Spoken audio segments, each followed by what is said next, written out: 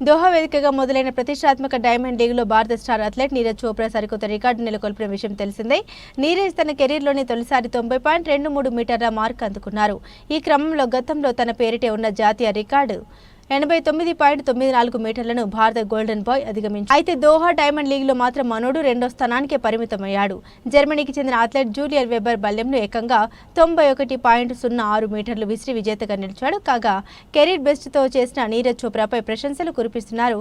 తాజాగా ప్రధాని నరేంద్ర మోదీ ఎక్స్ వేదికగా అభినందించారు. అద్భుతమైన మైలురాయిని సాధించావు, దేశం ఉప్పొంగి గర్వంగా ఉంది అంటూ నీరజ్ను ప్రధాని మెచ్చుకున్నారు. అద్భుతమైన ఫీట్. దోహా డైమండ్ లీగ్ 2025లో 90 మీటర్ల మార్కును అధిగమించి తన వ్యక్తిగత అత్యుత్తమ త్రోను సాధించినందుకు గాను నీరజ్ చోప్రాకు అభినందనలు.